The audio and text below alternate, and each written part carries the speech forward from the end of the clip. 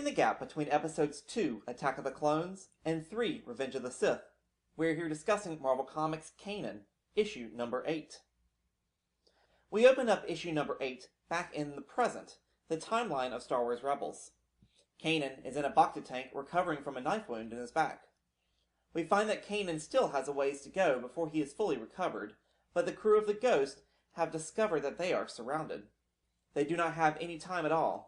They are given the choice to surrender or face certain death. Kanan's flashback takes the forefront now as we are brought back to the Jedi Temple, which had just been bombed by an unknown enemy. Caleb Dume is pulled away from the explosions by Depa Billaba. Cutting away to the base camp for the enemy, we see them standing around a holographic projection of the Jedi Temple, watching the attack from afar.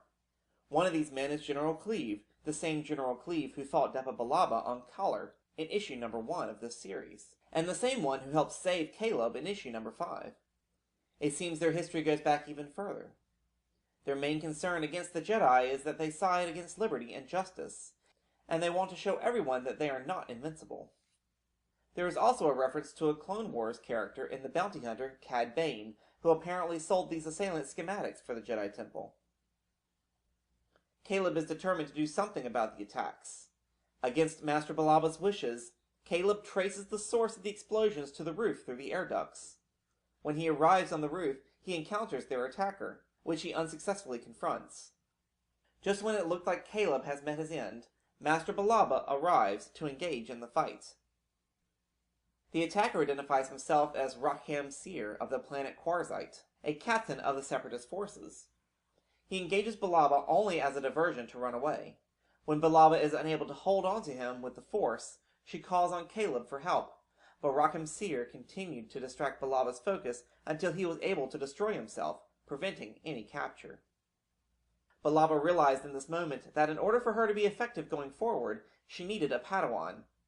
Though Caleb was awfully young to be considered for a Jedi apprenticeship, the times dictated that an exception be made. Caleb became a Padawan to Master Depa Billaba.